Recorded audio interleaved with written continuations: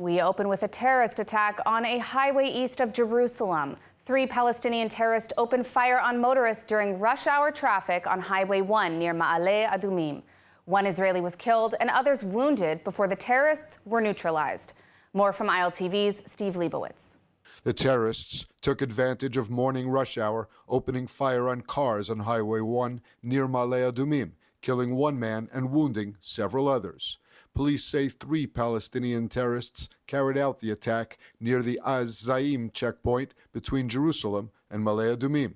The trio opened fire with automatic weapons as Israelis waited in traffic while heading toward Jerusalem a few hundred meters before the checkpoint. 2 of the gunmen were shot by security forces at the scene, while the 3rd initially fled before being shot a short while later following police searches of the area. שוטרים שהיו פה, גם שוטרי תנועה של מחוז ש"י שהיו פה בפעילות והם מאבטחים, אזרחים, פותחים באש לעבר המחבלים, הורגים 2 מחבלים, מחבל שלישי כרגע פצוע אנוש.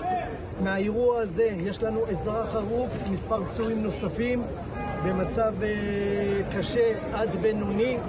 כרגע הזירה נסרקת, אנחנו בסריקות פה במקום, מנסים לפתוח את הציר למעבר של אזרחים לכיוון ירושלים.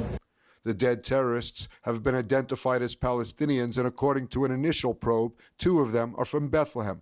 They came in 2 separate vehicles, fully armed, with an M16 rifle, a Carlo submachine gun, grenades, and cartridges.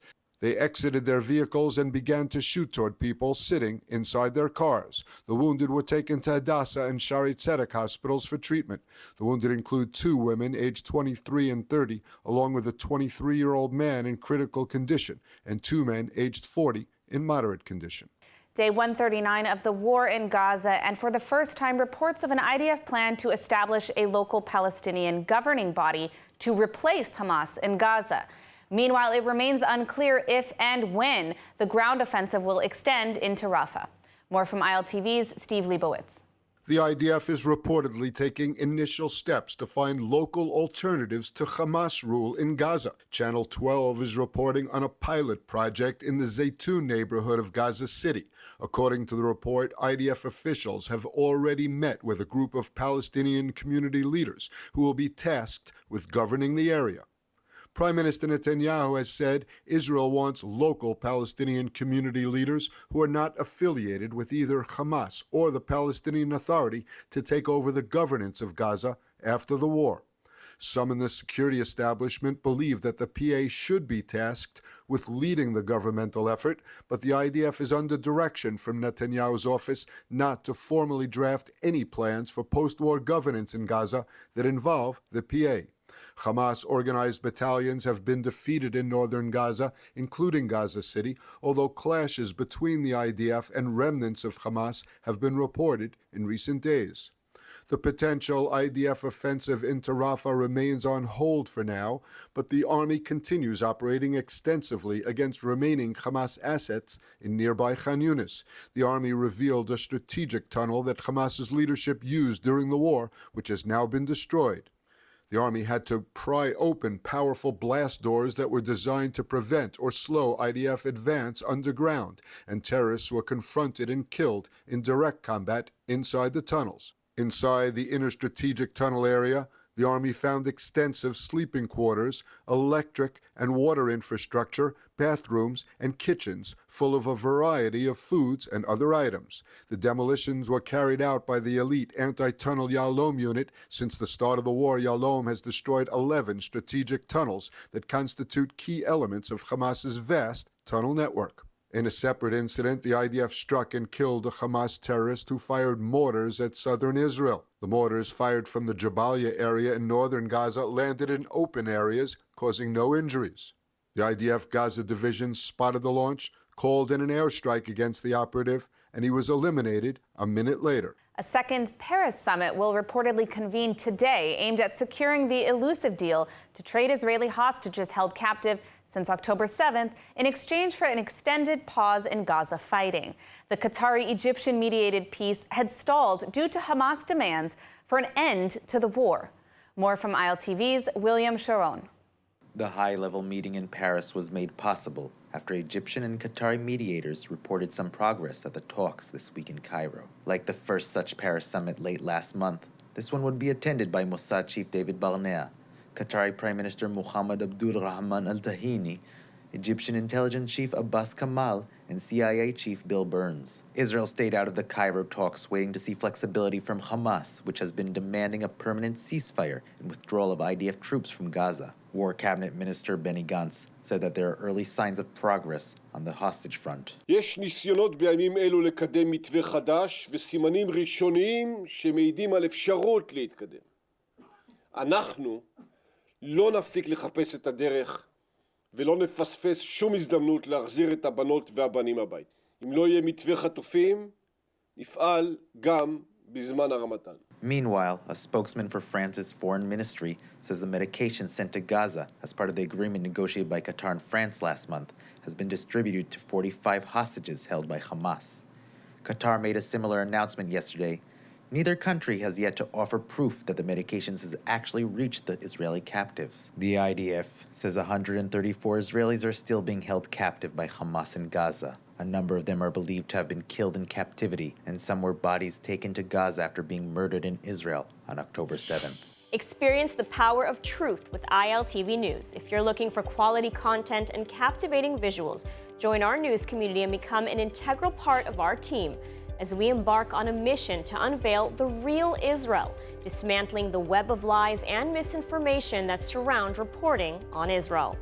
By subscribing to ILTV News, you will not only have access to the latest updates, but you will also amplify our message, creating a ripple effect that carries the truth far and wide. Subscribe today and help reshape the narrative. Available on the web, Android, and Apple. The Knesset coalition and opposition overwhelmingly voted for a motion opposing unilateral recognition of a Palestinian state. The reported U.S. plan was floated in the media, prompting political backlash in Israel, as 99 out of 120 Knesset members supported the symbolic motion. Joining us to discuss is pollster Mitchell Barak. Before we begin, let's listen to what Prime Minister Netanyahu had to say about the vote in a rare English comment that was heard in Washington. The people of Israel and their elected representatives are united today as never before. The Knesset voted overwhelmingly to oppose any attempt to unilaterally impose a Palestinian state on Israel. Such an attempt will only endanger Israel and will prevent the genuine peace that we all seek. Peace can only be achieved after we achieve total victory over Hamas and through direct negotiations between the parties, direct negotiations without preconditions. Toda rabah. Well, Mitchell, you heard the Prime Minister, direct negotiations only. Thank you so much for joining us. I would love to hear more from you about this vote in the Knesset. Is it a flat-out rejection of any future Palestinian state, or is it focused more on this unilateral statehood issue at this time during war? Just when you thought the Knesset couldn't go any lower, they've hit the bottom of the barrel again, meaning they're spending time voting on a supposed Palestinian state floated in the media, as if that's an urgent thing to do. We're at war in Gaza with the Hamas, and the Knesset has to get together to say, even if the U.S. would recognize a Palestinian state, we're going to reject it right away. I mean, they have nothing better to do at this point. I'm not understanding what the urgency of this issue is, and also the folly of Netanyahu. I mean, he wants to achieve, again, he says, total victory over the Hamas. So we're going to destroy the Hamas, and then we're going to release thousands of terrorists in order to get our hostages back. So we're going to replenish the Hamas. How exactly is total victory even realistic here? So I think we see from Netanyahu's point of in English and talking about total victory and no Palestinian state, the election campaign has begun, and Netanyahu is looking to stay in power indefinitely, forever. Now, what is the general sentiment amongst the Israeli public, and how has it changed since October 7th, if at all, when it comes to the issue of Palestinian statehood? Well, it's hard to know at this point. I mean, I have not seen any, particular polls about that. I haven't conducted any. I think that the Israeli public has somewhat moved to the right. I think that's safe to say, and probably less people see the Palestinians as a partner at this point. it's hard to kind of talk about what the plan is for Gaza or even the West Bank when we're fighting the war. But, Netanyahu is great at telling everyone what's not going to work and what's going to fail, but he has yet to offer any vision of how he sees Israel, how he sees Israel side by side with the Palestinians in the West Bank, and what Gaza looks like and who's going to be in charge of Gaza. He just hasn't articulated that other than to say, we're going to have a total victory. So I think Israelis, deserve, people are fighting, people are in reserves, people are giving their lives up to defend Israel. I think people in Israel deserve to know what the plan is and how long this is going to go on. Now, when it comes from the Western perspective, many of these European and, of course, the United States have been talking about two states as being part of some kind of solution to this war. On the other hand, you have people saying, what's the connection? What does two states have to do with this war? What's your take on this? Well, we're going to have to do something with the Palestinians. I mean, we can't keep ignoring the problem and can't keep ignoring the fact that, they would also like to live with security and dignity just like we will. And it's different. The case is different for Palestinians in the West Bank as it is for Palestinians in Gaza. So there has to be I think we also have to separate between the United States and Europe. Europe is good all the time, at criticizing and, wanting to impose, let's say, a two-state solution or talking about it at least. And we have gotten from many European countries full backing for what we do. But I think we have to take the United States and what they say very, very seriously, because they're financing the war. They're financing our very survival. Without President Biden and the United States, Israel might not have been here on October 8th or October 10th. And in addition, President Biden himself personally, as well as his national security advisor, the head of the CIA, has probably logged in more hours on Gaza and the Israeli hostages there than on any other issue combined. So they are very, very much committed to the security and survival of the state of Israel, as well as the hostages and the safety of all Israelis. So we really have to listen very closely. And our old, we can do it alone and God is with us and God gave us this land, it's just not going to work anymore. I think we're in a new reality here, and Israelis don't realize that just yet. Well, I hope the Prime Minister and any of those involved, any of the stakeholders, heed your warnings. Thank you so much for joining us, Mitchell. Have a great day.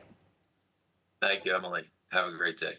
As the criticism continues to mount against UNRA, the UN agency for Palestinians, families of hostages are coming out about how the agency has been collaborating with the terror group Hamas. On October 7th, Yonatan Semerano was killed by Hamas and his body was kidnapped and taken to Gaza. But now, a viral video of the kidnapping shows that an UNRWA employee, Faisal al-Musalem al-Nami, was assisting in the massacre and kidnapping of Yonatan's body. Eilat Semerano, Yonatan's mother, spoke out against UNRWA in a press conference held yesterday. UNRWA worker kidnapped my son. Social one. How can social worker for an organization that's claimed to promote good in this world do something so cruel and unhuman? How can the UN pay this man who dragged my son's limp body on the ground and then picked him as if he was prize to Gaza? The revealing video has raised questions about UNRWA and if they have more information about the hostages still in Gaza. I'm asking you, does the UN hold my son? Do they know where he is? Bring him back to me. Are there any other hostages held by UN employees, even as we're speaking right now? In response to video that was released, Shelley Aviv Yeni, head of the legal team for the Hostages Families Forum, called for an investigation into the UN's role. We are here to demand a comprehensive and transparent investigation into these allegations. We seek assurance that the principle of neutrality, so vital to the UN's mission is not just upheld, but is actively protected. Since October 7th, it's been revealed that dozens of UNRWA teachers and staff took active part in the massacre and kidnapping of Israeli men, women, and children. Today, 134 still remain in the Gaza Strip in the hands of Hamas terrorists. Yesterday, when the UK's parliament debated a resolution on a ceasefire in Gaza, anti-Israel demonstrators from the Palestinian Solidarity Committee gathered outside the parliament to project a message on the UK landmark, the Big Ben. Speakers at the protest included disgraced former Labour leader Jeremy Corbyn, who has previously called Hamas and Hezbollah friends and was forced out of his position largely due to anti-Semitism, and Hussein Zamlat, Palestinian ambassador to the UK, who's repeatedly refused to condemn terrorism. The projection, which was done illegally, called for ceasefire and also stated, "From the river to the sea, Palestine will be free." This chant has been repeatedly used to call for genocide against Israel, as "From the river to the sea" would necessarily eliminate a Jewish state in any borders. In response, there has been pushback with calls to prosecute whichever group did the projection onto the building.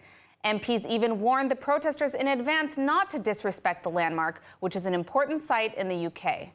Instead of heeding the request, however, the protesters did the opposite. This event comes in the aftermath of at least 12 anti-Israel protesters being arrested in recent UK demonstrations for assault and inciting racial hatred.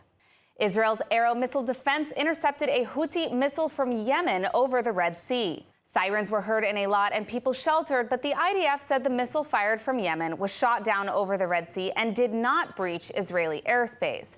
The sirens were activated as a precautionary measure against potential falling debris.